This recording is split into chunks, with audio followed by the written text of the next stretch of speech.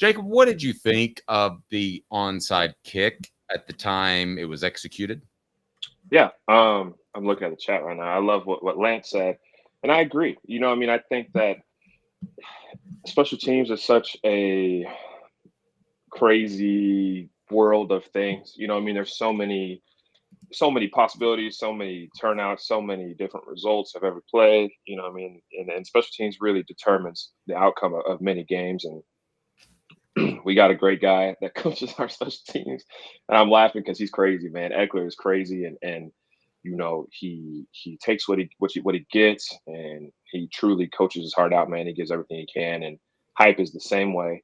And so I think it's weird because I was sitting there looking at their kickoff return, and we kicked the ball to them quite a bit, right? And I'm sitting there, I'm like, their way they're playing with their frontline guys, right? Usually this style of kickoff return, right, that they're still doing in college, no longer in the NFL. This style of kickoff return, you have your frontline guys, you got the backline guys, and you got your returners. And those frontline guys are in charge of clearing the kick, right, making sure that the kick is actually kicked deep first, right, seeing the direction, seeing the depth, and then dropping back and going and find that man to block. When a team like Kent State is playing off of that restraining line, right, which is 10 yards away from the ball, you a lot of times see these opportunities to steal one, right? And usually you don't need to steal one in a game like this. And that's why everybody's upset. That's why everybody's so frustrated, is because, there's no need to go steal an extra possession and put up another touchdown, right? We're already up, I think, 30 points or something, 31 points or something at that time. And, it just seemed like a little bit overkill. It seemed like bad sportsmanship. But I think, like I said in the chat, he had said earlier, I think it was nothing more than practice, and to put that on film for Oklahoma to worry about. And I think that's fair. Like, that's a fair assumption. I mean, I think you put that on film, and you show Oklahoma, like, hey, you better respect this ability, right? We have a kicker that can make this kick. We have guys that can go make plays on this ball. And so yeah, you show Oklahoma that, hey, respect our kickoff game, respect the fact that we will kick it deep many times, and if you don't respect it, we will dribble it and try to steal possession. I don't know. For me, I think I would hold it. I guess the way I think about the game, I would wait, right? And I would just say, let's not show anything. Let's just keep it in our back pocket. And if a team like Oklahoma wants to mess around and wants to give us that opportunity, now we'll spring the surprise on them. But yeah, now Oklahoma has to study it. They have to be prepared for it. I guarantee you, the first kickoff or every kickoff in that next game, they're going to be sitting there staring at the ball, making sure they're not doing that onsides. And whatever. If that sets up good coverage for us, then that's great. How much of this, Jacob, could be an audible by the kicker in the moment, because he sees them going back every time? And maybe, I don't know, I know you've probably worked with Coach Eckler and special teams a little bit. Are they almost coached to say, hey, if they show this formation, you react to it and you go ahead and take the risk? And that's a big part of it too, man, is, in my time, the kicker has been an experienced guy and a guy that all the coaches trust. And I think Turbeville's the same way. I mean, I think Turb's been there for a few years now. And I think, once he kind of gets the gist of everything, he can be trusted to make calls like that. And again, I don't know. I'd have to go back and look and see if maybe they gave like a signal or something. And obviously that's going to be something on film you have to look for. But I don't know if it's a signal from coach. I don't know if it's a signal from one of the players or whatever. But I mean, I couldn't tell you whether that was just an audible, I guess, if that's what you want to call it, or if that was something that they planned on.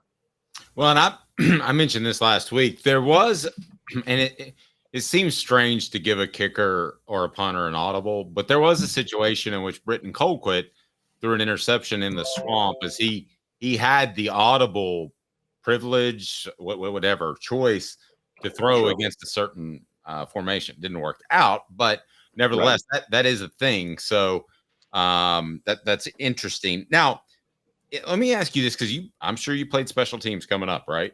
Mm-hmm. Okay.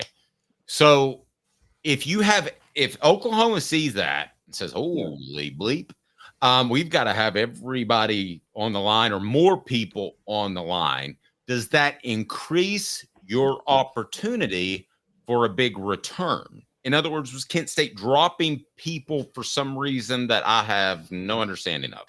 So this is more of like I don't even really know how to explain it. You don't need more people on line of scrimmage to defend against this onside kick. For an onside kick to truly work, right, you just need space. You need space, or you need someone to drop the ball. Like even when you have a true like not surprise onsides, right? They have usually 10. They have 10 guys within 10 yards of the ball, and even sometimes still that onside kick gets recovered by the kicking team, right? So it's not necessarily a matter of how many people you have on the line of scrimmage. I don't think to defend against this surprise onsides, you put more people on your line of scrimmage. I think you just raise the awareness. I think you just say, like, hey, let's watch the ball off the tee. Like, let's make sure, because I mean, there's only so many places he can kick it, right? And it's not like he's throwing the ball, right? These guys are good with their feet, right? But if he kicks it, you'll have time to get to the ball, and the kicking team can't even touch the ball until it goes 10 yards anyway. So as long as you're covering all those bases, I think that's the way I would assume that you would defend it. I don't think you have to put everybody on the front line. Therefore, you'd kind of be out of position to actually protect your returner at a certain point if you did that. But no, we'll see how they play it. I think more of just awareness and more of just being locked into the details of watching that ball kicked and making sure that it's going deep rather than getting dribbled right in front of you. Yeah, Jacob, given what we found out over the weekend, this is why I don't think it was like some Bush League attempt to run up the score by Josh Heupel over an inferior opponent. We found out that he offered to Kent State, will shorten the game in the second half, and Kent State turned it down.